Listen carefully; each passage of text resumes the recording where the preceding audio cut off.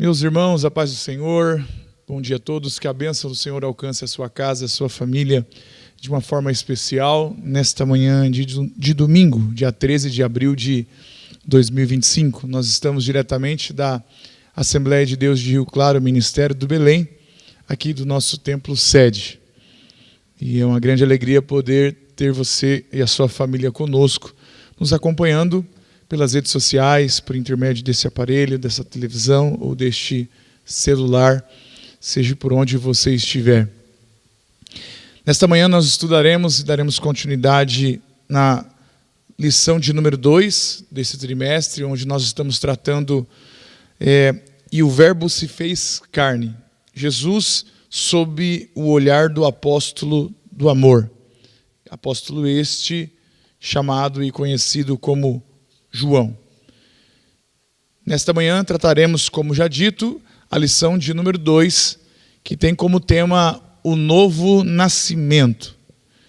Nós temos o texto áureo desta lição que se encontra em João, capítulo de número 3, versículo 3, e você pode acompanhar da sua casa pela Bíblia Sagrada, pela tela e até mesmo pela lição, caso você a possua. Diz assim: Jesus respondeu e disse: na verdade te digo que aquele que não nascer de novo não pode ver o reino de Deus. Jesus respondeu e disse-lhe: na verdade te digo que aquele que não nascer de novo não pode ver o reino de Deus. João, capítulo de número 3, versículo 3. A verdade prática nos diz: o novo nascimento é o modo bíblico de transformação radical da natureza humana. A nossa leitura bíblica em classe, ela está em João, capítulo de número 3, dos versículos 1 ao 9, e depois o versículo 16. Você pode nos acompanhar também, tanto pela tela quanto pela sua Bíblia, para lermos juntos. Diz assim o texto sagrado: e havia entre os fariseus um homem chamado Nicodemos, príncipe dos judeus. Este foi ter de noite com Jesus e disse-lhe: Rabi, bem sabemos que és mestre vindo de Deus, porque ninguém pode fazer estes sinais que tu fazes, se Deus não for com ele. Jesus respondeu e disse-lhe: na verdade te digo que aquele que não nascer de novo não pode ver o reino de Deus. Disse-lhe Nicodemos: como pode um homem nascer sendo velho? Porventura pode tornar a entrar no ventre de sua mãe e nascer? Jesus respondeu: na verdade te digo que aquele que não nascer da água e do Espírito não pode entrar no reino de Deus. O que é nascido da carne é carne, e o que é nascido do Espírito é Espírito. Não te maravilhes de ter dito: necessário é nascer de novo. O vento assopra onde quer e ouves a sua voz, mas não sabes de onde vem, nem para onde vai. Assim é todo aquele que é nascido do Espírito. Nicodemos respondeu e disse-lhe: como pode ser isso? Capítulo 3 ainda e o versículo 16, para encerrarmos a leitura bíblica em classe. O nosso texto áureo da lição, melhor dizendo, da Bíblia Sagrada, conhecido por todos nós. Porque Deus amou o mundo de tal maneira que deu o seu Filho unigênito, para que todo aquele que nele crê não pereça, mas tenha vida eterna. Muito bem. Seguindo aqui, nós temos 3 objetivos na lição que trataremos nesta manhã. O primeiro objetivo é relatar a conversa entre Jesus e Nicodemos. O segundo objetivo é examinar a doutrina da regeneração. E o terceiro objetivo é elencar os meios da obra regeneradora. Guarde esta palavra: regeneração, regeneradora. Palavras que estão ligadas a isso, que falaremos muito nesta lição desta manhã. À guisa de introdução, nós primeiro temos uma palavra-chave aqui para a nossa lição, que é justamente esta palavra: regeneração. O que é regeneração? Qual o significado desta palavra? Quando você pega um Aurélio ou um dicionário bíblico, e até mesmo em outros meios ou fontes, você encontra a seguinte expressão para regeneração: reproduzir o que estava destruído, corrigir moralmente, reformar, reabilitação, recuperação, reconstituição de um órgão destruído ou arruinado. A ideia desta palavra regeneração é justamente isso: reproduzir o que estava destruído ou corrigir moralmente e espiritualmente. A epístola de Tito diz: não pelas obras de justiça que houvéssemos feito, mas segundo a sua misericórdia nos salvou pela lavagem da regeneração e da renovação do Espírito Santo. Muito bem, seguindo aqui, vamos entrar na nossa introdução da nossa lição desta manhã. Esse tema regeneração, como disse a vocês aqui já antecipadamente a aula, aos irmãos que nos acompanham, esse tema se encontra hierarquicamente subordinado à doutrina da salvação, mais conhecido no estudo teológico como soteriologia. A soteriologia trata sobre a doutrina da salvação, sobre a regeneração, que falaremos bastante nesta lição, até mesmo na introdução, nos seus tópicos, subtópicos, por toda a lição que será discorrida. A introdução nos diz assim: nesta lição, estudaremos uma das mais significativas obras do Espírito Santo, a regeneração. Com base no diálogo entre Jesus e Nicodemos, analisaremos a realidade do novo nascimento, percebendo a regeneração como uma ação única de Deus por meio do Espírito. Adicionalmente, destacaremos a importância dessa extraordinária obra na vida do pecador e os meios que Deus disponibiliza para que possamos vivenciar a experiência da regeneração. Então, o comentarista, o grande ensinador, o pastor Elianai Cabral, ele é muito feliz sobre já esta introdução no que tange o significado desta palavra ou deste feito chamado regeneração. Falaremos muito, então eu peço que você redobre a sua atenção, que você, caso tenha uma caneta, anote, escreva em algum lugar, que em algum momento da sua vida isso lhe será útil e até mesmo na sua caminhada cristã. O primeiro tópico da nossa lição trata-nos sobre Jesus e Nicodemos. O primeiro subtópico do tópico 1 é: quem era Nicodemos? A lição nos diz da seguinte forma: o contexto de João 3 revela que Jesus já era uma figura conhecida em Jerusalém. Devido ao milagre que realizou ao transformar água em vinho, a sua fama espalhou-se entre o povo, especialmente entre os líderes religiosos do templo de Jerusalém. Foi nesse cenário que Jesus despertou o interesse de um mestre israelita chamado Nicodemos, um sábio judeu de grande prestígio, tanto entre o povo como entre os seus colegas fariseus. Assim, Nicodemos procurou Jesus durante a noite para questioná-lo sobre seus ensinamentos. Considerando a pergunta do subtópico 1, do primeiro subtópico do tópico 1, eu busquei uma biografia sobre Nicodemos à luz da Bíblia, pesquisando, lendo, fazendo perguntas ao texto e até mesmo utilizando outras fontes, e eu consegui compilar algumas informações sobre Nicodemos, considerando a pergunta do primeiro subtópico do tópico 1, quem era Nicodemos? Pois bem, Nicodemos ele foi um fariseu dos principais em outras traduções, príncipe, como lemos na leitura bíblica em classe, em outras traduções, um líder dos judeus. Isso nós vamos encontrar no capítulo 3 e no versículo 1 de João, como base bíblica para te provar isso.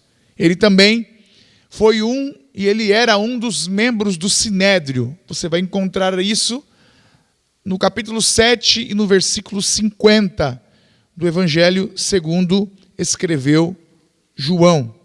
Essa informação e essa descrição vai estar descrita lá.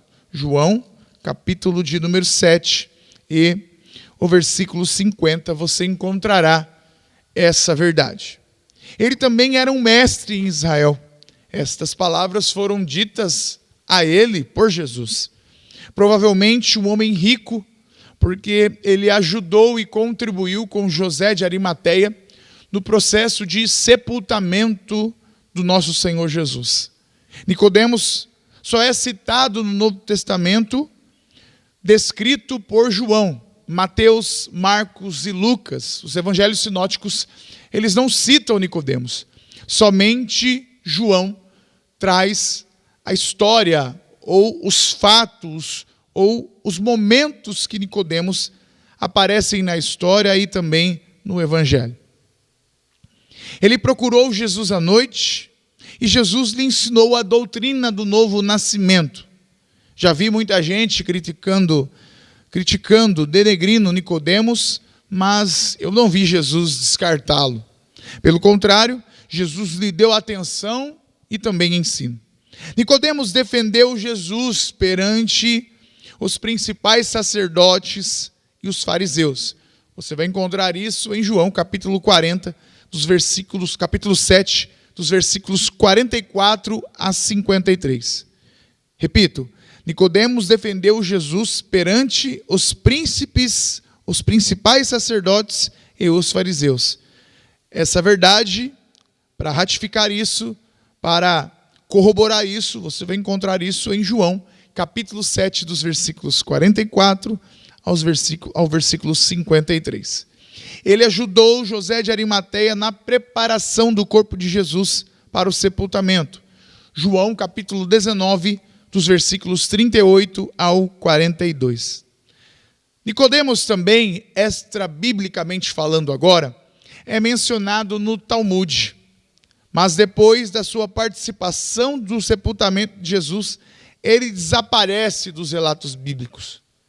Em um relato apócrifo, ou seja, um texto não inspirado, intitulado como Evangelho de Nicodemos e Atos de Pilatos, Nicodemos também é citado. A tradição cristã diz que ele foi batizado por Pedro e João e sofreu muitas provações nas mãos dos judeus hostis. Foi privado de suas funções no Sinédrio e expulso de Jerusalém por causa da sua fé em Jesus Cristo. É importante trazer essa biografia, este relato, esses fatos sobre essa pessoa, essa história de Nicodemos, que teve uma participação e um momento especial, justamente ali com o nosso mestre, e também descrito por João no Evangelho, relatado por João. Segundo subtópico do tópico 1, o reconhecimento de Nicodemos sobre Jesus como mestre. A lição diz assim: o versículo 2 indica que Nicodemos percebeu a autoridade que o Pai concebeu a Jesus, chamando-o de Rabi. Veja só, chamando-o de Rabi. Neste contexto, nota-se que não existia hostilidade nas palavras de Nicodemos para com Jesus, mas sim um genuíno interesse em compreender o ensino novo, apresentado pelo nosso Senhor. Este interesse também decorre do reconhecimento de Nicodemos em relação aos milagres realizados por Jesus, que demonstram que nosso Senhor era mais do que um simples mestre, era um enviado de Deus. Aqui, olhando para este segundo subtópico do tópico 1, nós podemos tirar algumas lições e justamente ratificar o que o comentarista, o pastor Elianai Cabral, também nos ensina. Nós estamos no capítulo 3 de João. O nosso Senhor Jesus, ele já havia feito algumas coisas, como chamado alguns discípulos da futura escola apostólica a princípio para a salvação, conforme João 1, nós encontramos isso. Também nosso Jesus tinha transformado a água em vinho em um casamento com muitas pessoas, conforme João, capítulo de número 2. Também o nosso Senhor Jesus, no capítulo 3, que está relatado a história, parte da história de Nicodemos, a partir do versículo de número 1, o nosso Senhor, ele expulsa, ele toca os cambistas, justamente um pouco antes ali do final do capítulo 2, do templo. Capítulo 2, a partir do versículo 12, Jesus, ele entra no templo e na epígrafe da minha Bíblia está dizendo, Jesus purifica o templo, onde ele toca aquele povo que está ali vendendo, enganando o povo, usurpando o povo, extrapolando sobre o preço e as coisas para com o povo. E quando nós chegamos no capítulo de número 3, Nicodemos, ele é nos apresentado. E aí, utilizando a sua biografia aqui já citada no subtópico anterior, nós temos Nicodemos, que é rico, que é mestre, que tem grande influência no sinédrio com sacerdotes e fariseus, mas ele tem uma qualidade super interessante, que precisamos também ter. Ele reconhece Jesus como mestre, e não somente isso, ele reconhece que Jesus é vindo de Deus. Vamos ler, capítulo 3 de João, versículos 1 e 2. Havia entre os fariseus um homem chamado Nicodemos, príncipe dos judeus. Este foi ter de noite com Jesus e disse-lhe, Rabi, bem sabemos que é mestre. Olha, não somente ele, mas outros reconhece isto, está no plural. Vindo de Deus.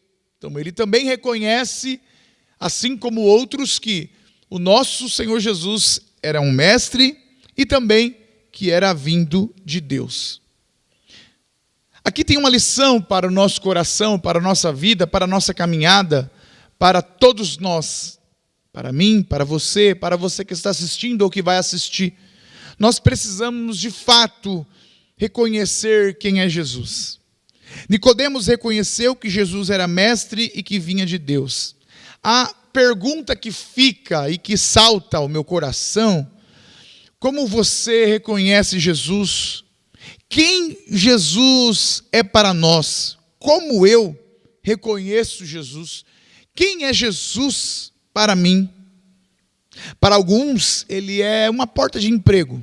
Para outros, ele é alguém que pode gerar dinheiro. Para outros, ele é alguém que pode gerar fama. Para outros, um estranho. Para outros, um cara que foi legal. Essa é a expressão verdadeira para alguns sobre o nosso Senhor. Para outros, uma porta de emprego, como já disse.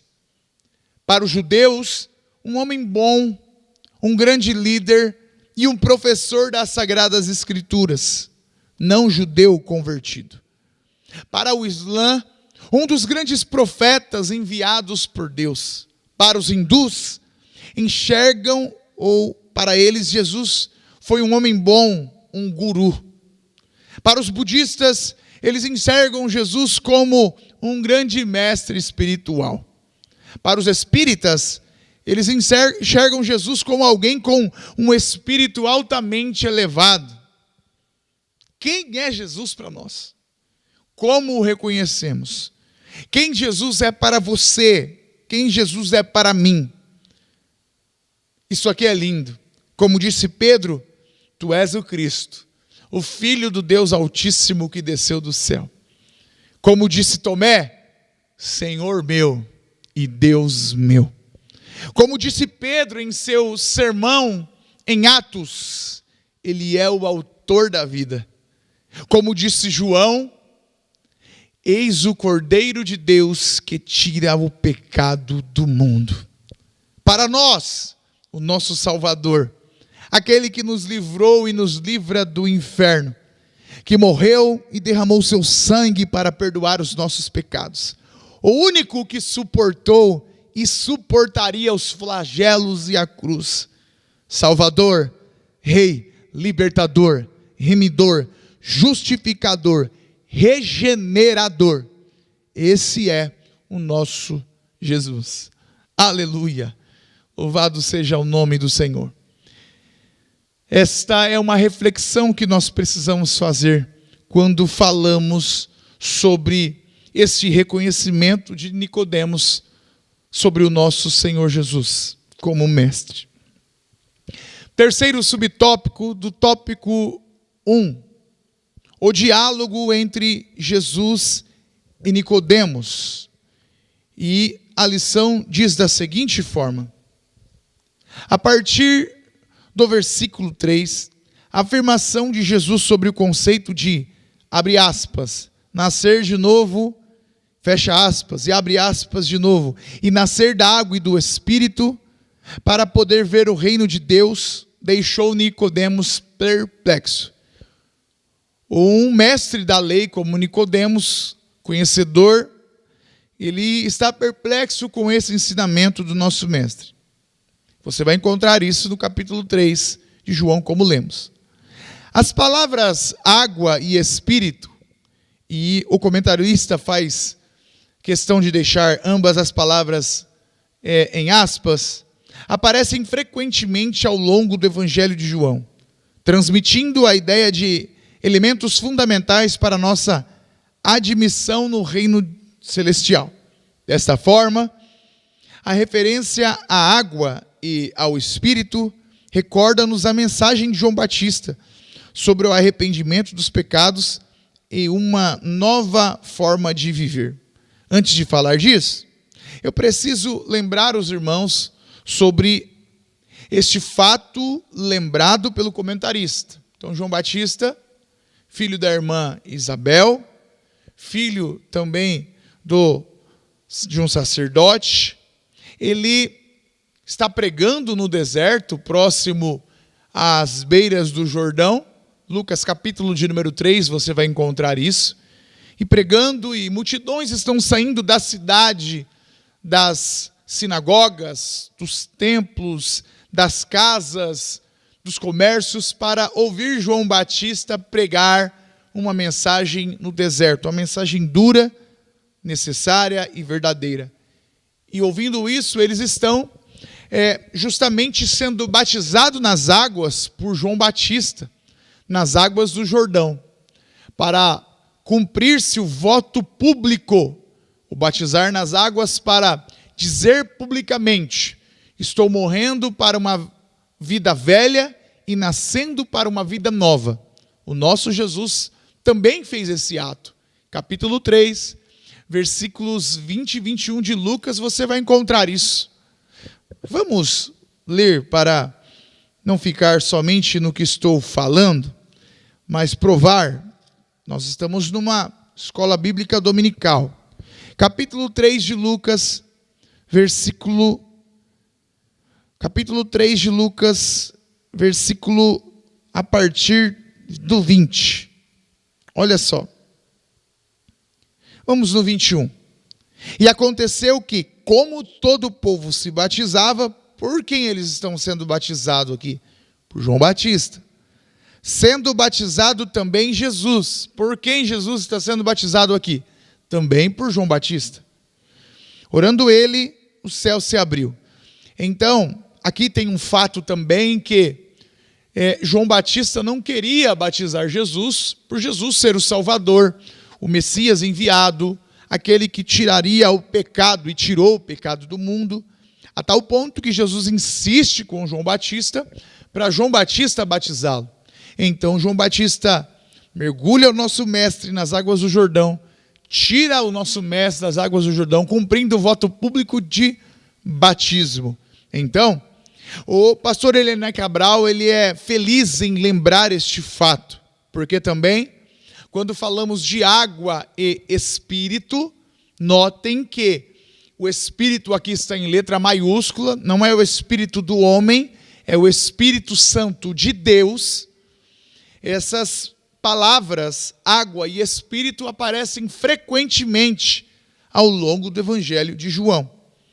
E também existem muitas discussões teológicas, sentido figurados, sobre a palavra água, e sobre, mais para frente vamos ver a palavra palavra.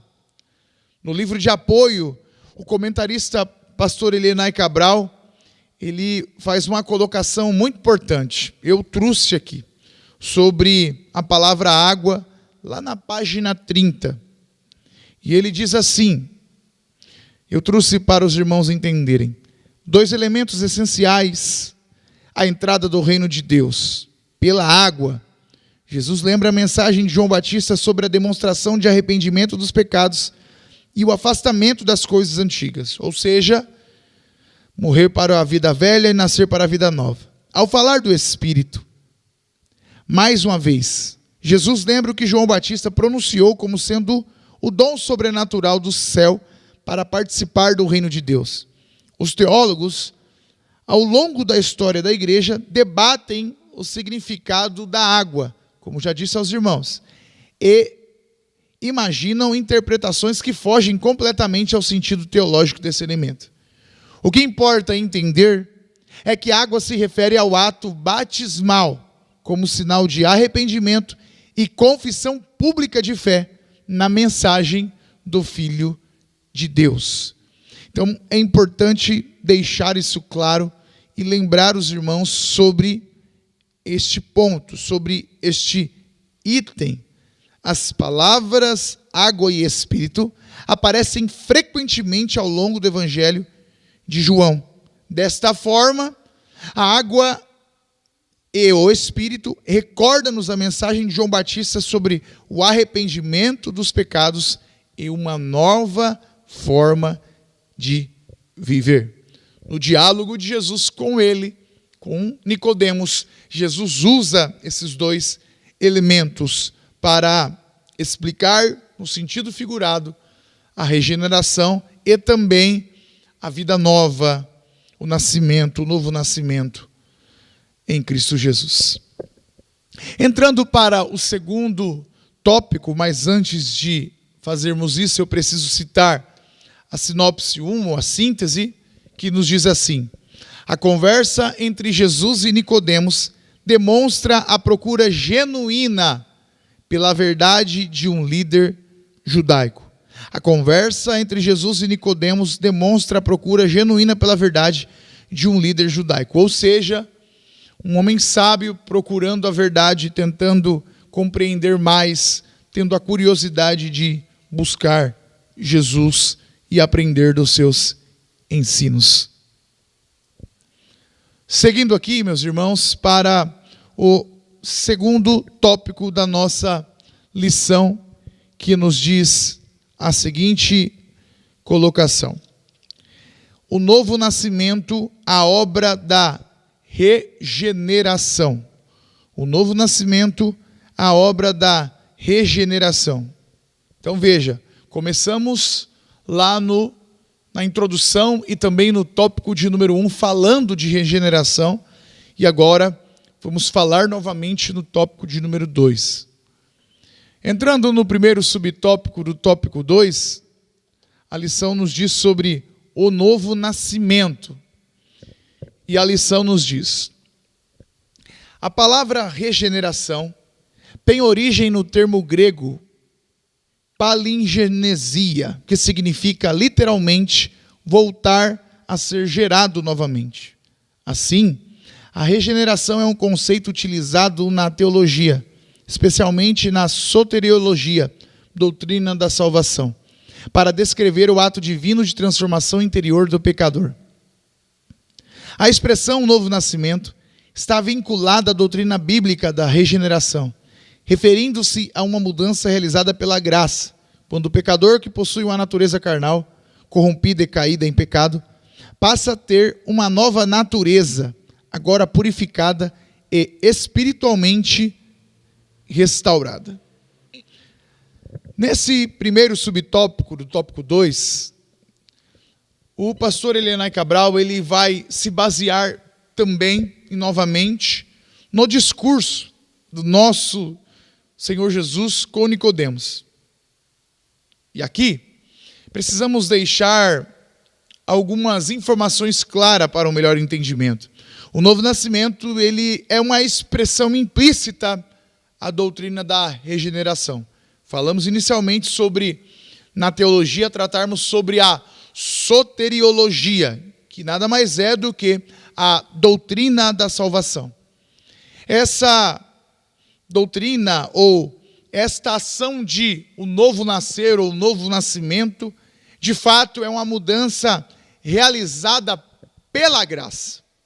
Quando o pecador que possui uma natureza carnal, corrompida e caída pelo pecado ou em pecado, passa a ter uma nova natureza, agora purificada e espiritualmente restaurada ou regenerada.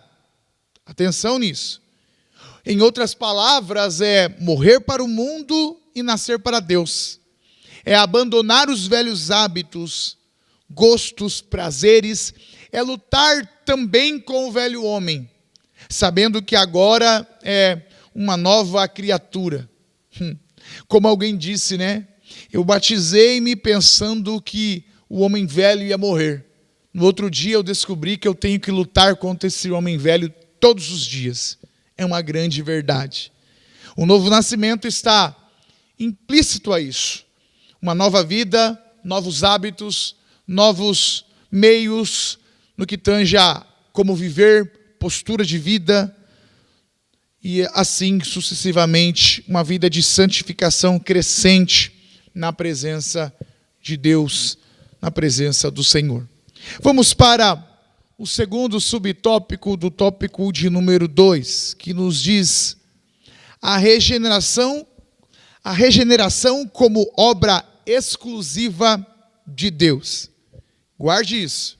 A regeneração como obra exclusiva de Deus. E a lição nos diz da seguinte forma: a regeneração é um ato que Deus realiza na vida do pecador, levando-o a uma mudança radical do seu coração e provocando uma transformação profunda da sua vida interior. Eu grifei algo aqui, que é a próxima escrita da lição do subtópico. Este processo acontece quando o pecador, eu e você, reconhece os seus erros, eu e você, e a necessidade de um Salvador. Neste contexto, Deus efetua essa obra regeneradora através do Espírito Santo, que concede nova vida ao pecador. Por esta razão, a regeneração é uma ação puramente divina. Na epístola de Tiago, encontramos a seguinte afirmação: toda boa dádiva e todo dom perfeito vem do alto. Segundo a sua vontade, ele nos gerou pela palavra da verdade. Pontos importantes a deixarmos claro aqui: que a regeneração de fato é um ato, é uma obra de Deus, é Deus quem realiza, é Deus quem o faz, não é mérito humano, não é méritos humanos, não é por qualidades humanas, não podemos justamente fazer por força. Podemos não danificar ninguém, não prejudicar ninguém, mas somente Deus pode fazer essa obra. Podemos nos achar bons, podemos nos achar alguém que consegue realizar algo, mas a obra da regeneração não cabe a nós, não vem de nós, não provém de nós. Por mais capacitado, formado, qualificado, pós-graduado, doutorado, mestrado, médico, doutor, especialista, engenheiro, você não tem condições nós não temos condições de fazer a obra da regeneração. Somente Deus, somente Cristo, somente o Espírito Santo de Deus tem poder para fazer isso. É importante lembrar também, outro sim, que este processo acontece quando você, o pecador, reconhece os seus erros e que necessita de um Salvador. Vamos ler, para corroborar isso também, sobre essa obra exclusiva de Deus. Tiago, nós já lemos, está descrito na lição. Vamos ler a epístola de Paulo aos Efésios. Efésios, capítulo de número 2, versículo 8. Efésios, capítulo de número 2, versículo 8, que é um versículo muito conhecido por todos nós. Porque pela graça sois salvos, é pela graça, por meio da fé. E isto não vem de vós, ou seja, não somos nós que fazemos, não provém de nós, não somos nós que realizamos, é dom de Deus. Seguindo aqui, vamos entrar no terceiro subtópico do tópico de número 2, que nos diz a necessidade da regeneração do pecador. E a lição nos diz, a Bíblia ensina que o ser humano é pecador. Em uma de suas cartas, o apóstolo Paulo destaca a pecaminosidade do ser humano em razão da queda dos nossos primeiros pais. Todos pecaram. Assim surge a necessidade de cada indivíduo passar pela experiência da regeneração. Esta magnífica obra foi confirmada pelo Senhor Jesus durante sua morte sacrificial. Na cruz, ele conquistou a oportunidade de vivermos uma nova vida. Portanto, devido à nossa natureza pecaminosa e ao que Jesus realizou na cruz, a ação regeneradora do Espírito Santo é essencial para todos os seres humanos. Pois bem, a Bíblia nos ensina, está claro para nós que lemos a Bíblia, estudamos a Bíblia, estamos presentes na escola bíblica dominical, nos cultos de ensino, que o ser humano é pecador e que ele foi concebido em pecado. Paulo escreve isso, que todos pecaram e destituídos estão ou foram da glória de Deus. Davi também, em um dos seus salmos, disse que nós fomos gerados em pecado. E eu também gostei muito do que o auxílio bibliológico traz para nós na lição do professor. Ele diz assim: a nossa salvação acontece quando olhamos para Jesus, crendo que Ele irá salvar-nos. Deus nos tem dado este precioso caminho, a fim de que possamos ser curados da ferida fatal, infligida pelo pecado. O amor de Deus não é estático ou egoísta. Alcança e atrai os outros. Aqui percebemos que Deus estabeleceu o exemplo do verdadeiro amor, a base para todos os relacionamentos amorosos. Quem ama alguém, carinhosamente está disposto a dar-se gratuitamente a ponto de sacrificar a si mesmo. O amor de Deus o levou a pagar o preço da redenção do homem, a vida de seu filho, o mais alto preço que ele poderia pagar. Jesus aceitou nossa punição, pagou o preço por nossos pecados e ofereceu uma nova vida que comprou para nós. A necessidade da regeneração do pecador. O pecador, eu, você, toda a raça humana, precisa entender que ele precisa ser regenerado do pecado. E somente Deus, Jesus Cristo, o Espírito Santo, juntamente com o desejo, o reconhecimento deste pecador, que isto é possível. Seguindo para o nosso último tópico, mas antes a nossa sinopse 2 deste tópico 2 diz assim: o ser humano é, por natureza, um pecador. Por isso, a obra de regeneração é uma ação exclusiva de Deus, ratificando aquilo que lemos e aquilo que falamos também. Terceiro subtópico nos diz os meios da obra regeneradora.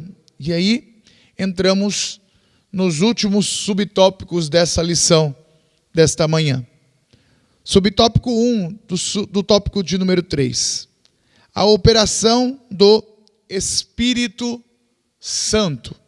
Diz assim: o conceito de nascer da água refere-se de forma metafórica à ação purificadora do Espírito.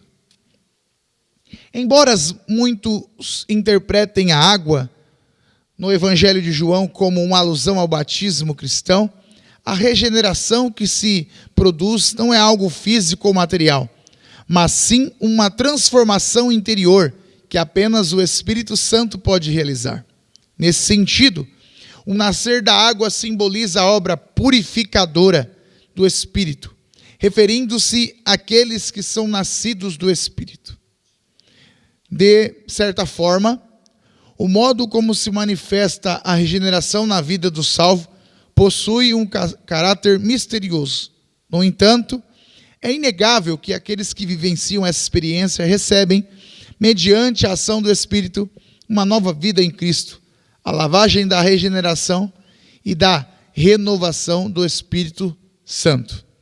Pois bem, precisamos enfatizar alguns pontos aqui e reforçar algumas verdades.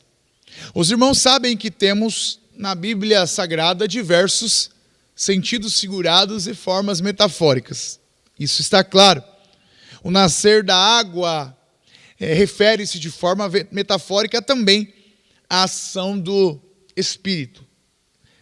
A regeneração não é algo físico ou material. Isso aqui é importante gravarmos na mente e nas tábuas do coração. A regeneração não é algo físico ou material. Não é palpável, não é tocável. Mas uma transformação interior que apenas o Espírito Santo pode realizar. E é claro, meus irmãos, que quando essa regeneração interna acontece no coração, no íntimo, no interior, ela automaticamente, ela reflete esse resultado exteriormente, na conduta, na fala, no como andar, no como falar, no como se pronunciar, no tratar das pessoas, no como no trabalho, no como na escola, no como na faculdade, o como esta pessoa se manifesta ou como se posiciona e age. Essa regeneração interior, ela reflete também no exterior. E é uma obra do Espírito Santo. A obra do Espírito é algo misterioso na vida do pecador.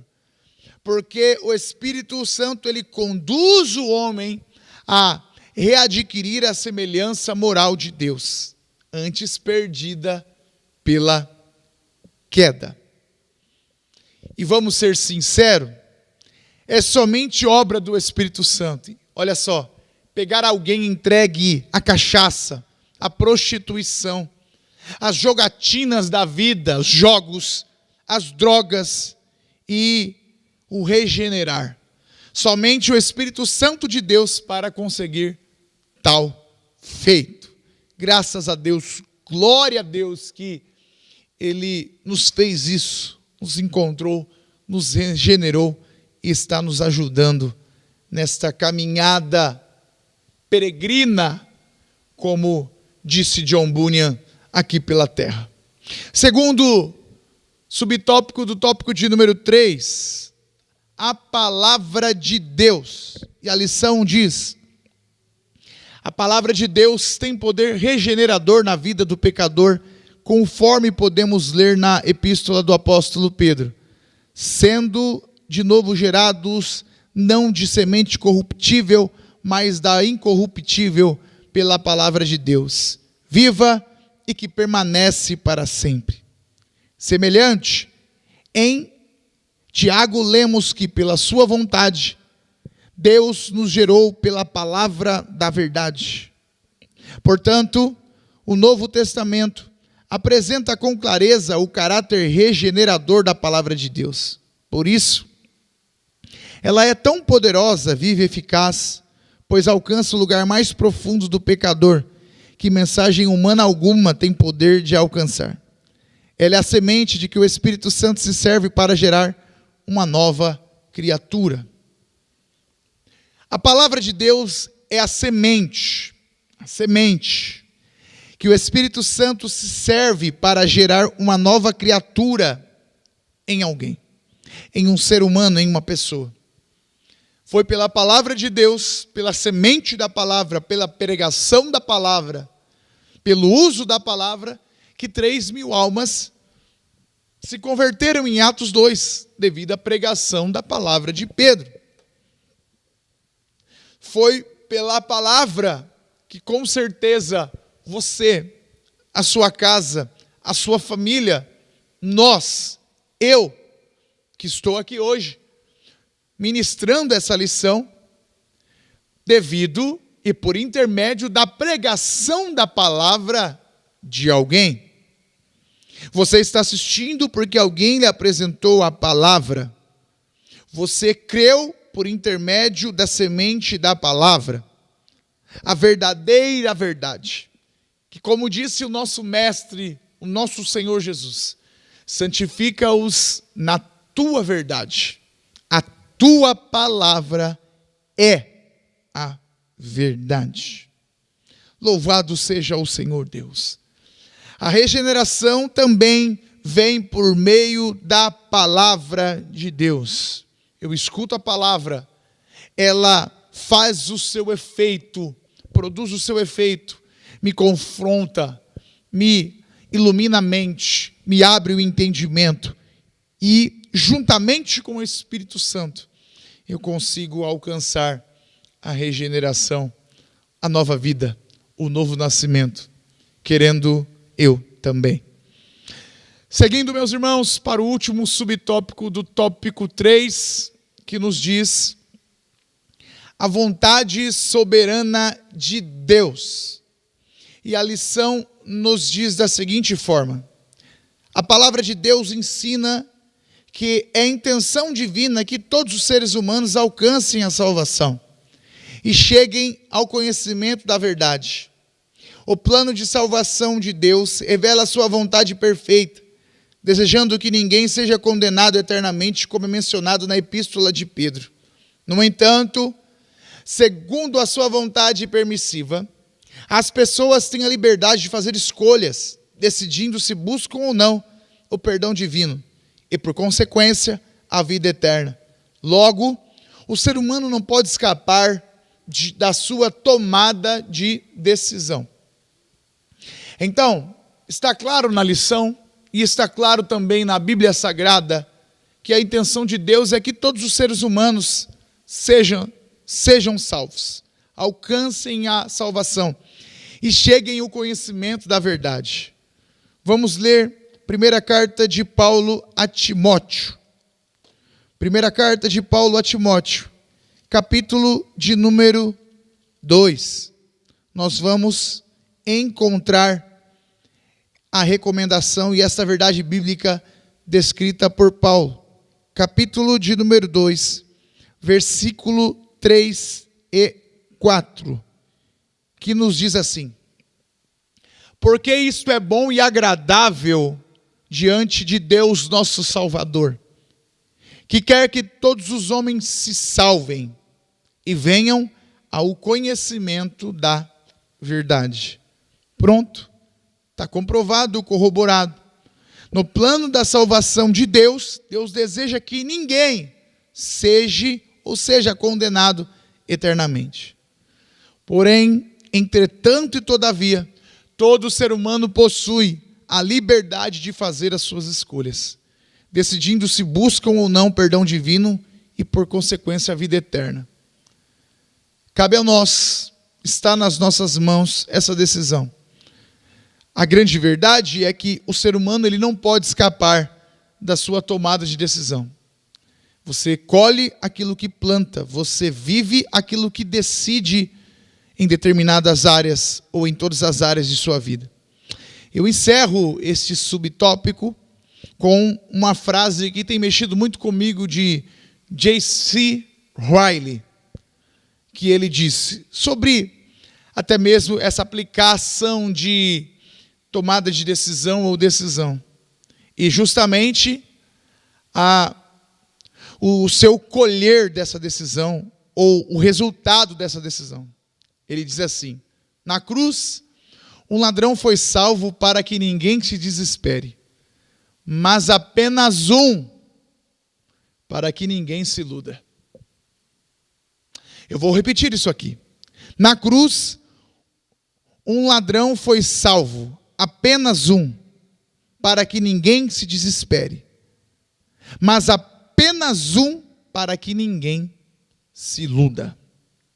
Louvado seja o nome do Senhor. Sinopse 3 nos diz: a ação do Espírito, a palavra de Deus e a vontade soberana divina são instrumentos através dos quais Deus utiliza, dos quais Deus atua na regeneração do pecador.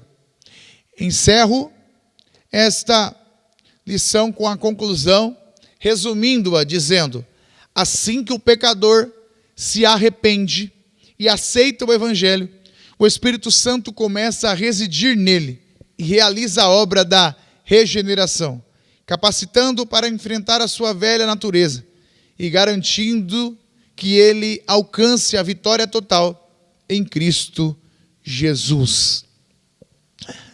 Chegamos ao encerramento desta lição, a lição de número 2 deste trimestre. O nosso desejo é que Deus abençoe a sua casa, abençoe a sua família e te dê um domingo abençoado, bem como uma semana de vitórias. Aproveita o momento para te fazer um lindo convite. Hoje, às 18h30, no templo sede da Assembleia de Deus de Rio Claro, Ministério do Belém, a partir das 18h30, bem como em todas as outras nossas congregações espalhadas pela cidade, você e sua família são convidados para cultuar conosco, receber a palavra de Deus e ser abençoado por Ele. Que Deus te abençoe, em nome de Jesus. Até breve.